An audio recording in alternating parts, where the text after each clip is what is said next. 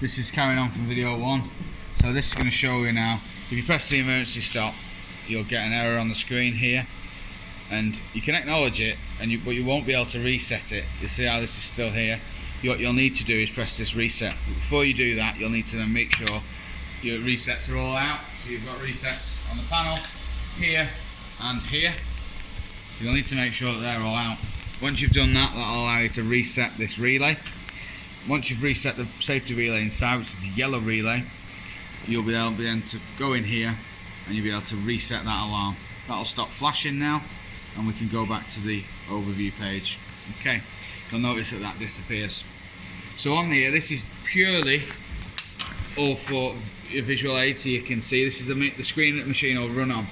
So look in here, we have the water pump. So if we were to turn on the water pump, I'm going to just go in here, I'll go through this in a minute, but we were to turn on the water pump and go to overview, you'll now notice that the water pump is on.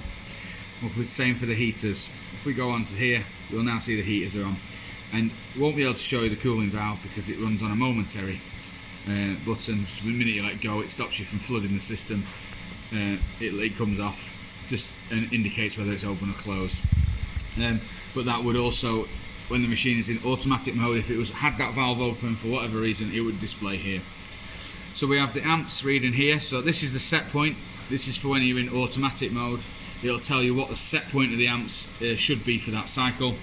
It will then also give you a live reading of what the amps are on here. This will tell you when the main motor is in here, and then this will tell you when the pressure motor is active. When the pressure motor is active and applying and moving pressure, you'll get two arrows here and here pointing forwards and backwards to showing you which way that this motor here is going.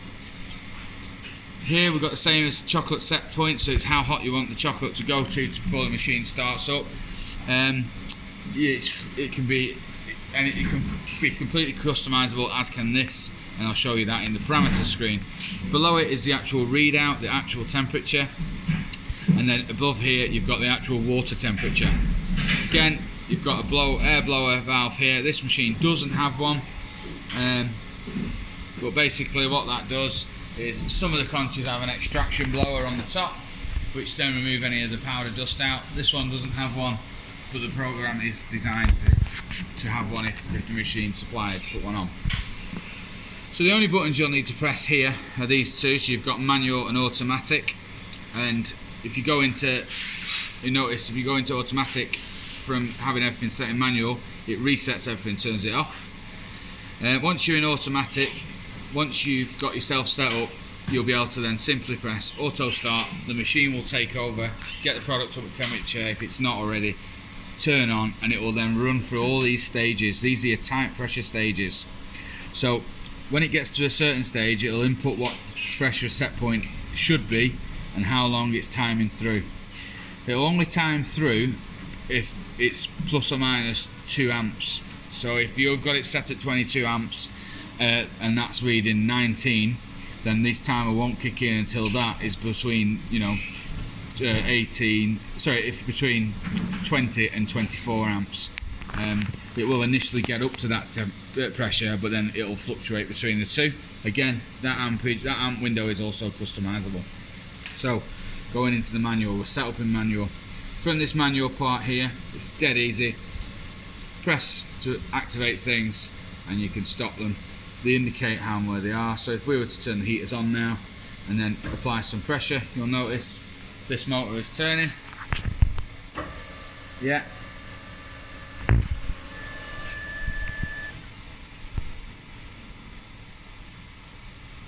And then if I take it back, it will then hit the sensor, you bounce and stop. There you go, so you've stopped.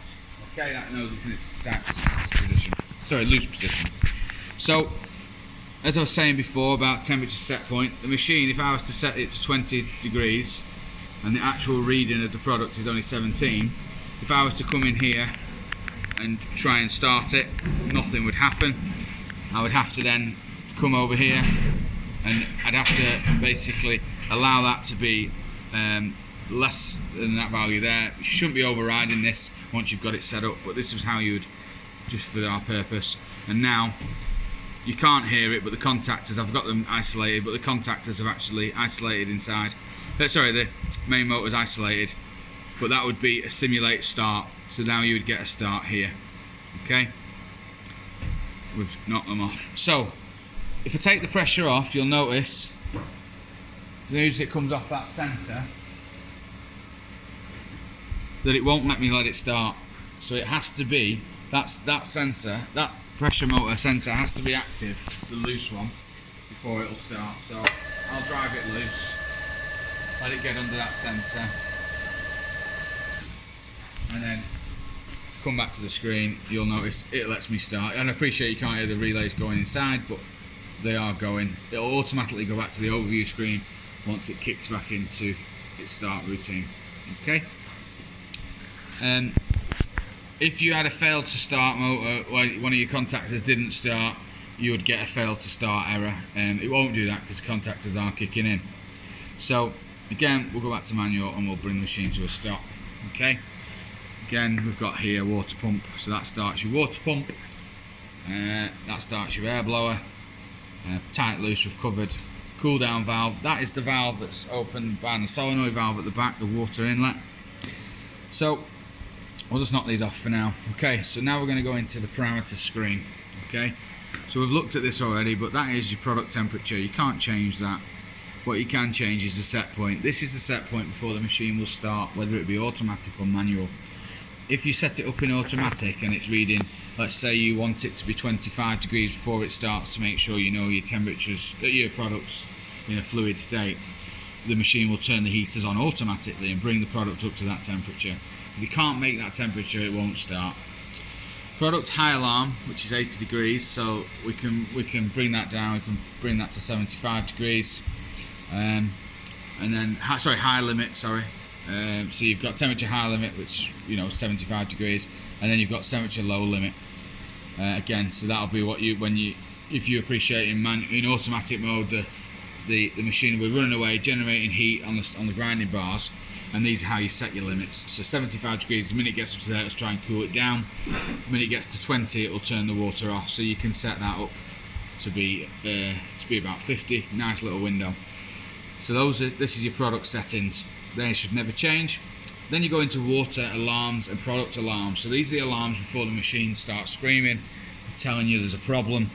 So you'll get water high alarm. Straight away the valves will open over time, try and protect the machine from getting too hot and waste damaging your product, and it also bring the machine to a stop. You've also got product high alarm. So again, this is also to protect the product. The top one is more down towards the water, geared up so you don't end up boiling the water inside the tank. The reason it's changeable is because the machine can go anywhere in the world and water boils at different temperatures, depending on the altitude. So you're only fairly focused on this bottom one here for where we are, which is making sure whatever the burning point is for your product, you don't want to be on there. So if it's 80 degrees burning point, set it at 70 and it'll work just fine. So this is your current alarm. So if you know, these deal with the quantities up to 3000 kg. So this is customizable as well. This is set to 36. So if your motor starts to read 36 amps, it's going to give you an error and shut down. And that's what that's for. Again, that is what matches on the plate. I did show you a minute ago the ampage on the plate, and you'll be able to see that. You want to go and have a look. Just make sure we covered it in this video the first. So it's this reading here. Okay. So you want to give it a bit of grace and go over. Okay, so now into a bit more of the controls. So main motor, this is how long you want the machine to turn for before you actually start the cycles. So you could have this running while you're tipping in your product to get it all mixing in. So we've set it for 30 minutes. What will happen is when I press start in automatic mode, it will then display a timer, which we're going to show you in a minute, and it'll start to run. So switch time is the star delta switch time. So if you feel that the motor needs a little bit longer before it switches over because it's tripping out, you can adjust that. And then this is your current tolerance, which I was talking about, the 2 to 3 amps, depending on how the motor's operating, depends on how high you would have that or low. So then running into these sections here, these are your stages. So this is what your current reading is now. And then you've got, once you're in position 1, you won't be able to adjust it, but you would be able to adjust position 2 and 3 and 4 until it enters that position, and then you would not be able to adjust it. So to enable all these positions, position 1 is always on, and then if you wanted to, you can enable all the other positions, okay? So then we know the maximum of the motor is 36, so we're never going to be running at 45. We do need to determine what the minimum point is, because otherwise if your minimum drive is 10 amps and you set it at 9, it will never make 9 amps. You'll never get into that position. So we'll set this at 20 amps, and then how long do we want to run for? It's dead simple, an hour, and how many minutes? We'll do 2 minutes, and we'll leave that hour as 0. So that'll run now. It'll get the machine going. After 30 minutes, it'll then drive the ampage up to 20 amps or down, and then run for 2 minutes. Now, if it goes to 25 amps, the timer will pause until it brings it back in. So don't set this up and think, right, I'm coming back in 10 hours, and it still runs. It just means that the amps have been messing about, and it's corrected itself. So you'll get a true 2 minutes at 20 amps, give or take your tolerance. So we're just going to isolate these for now.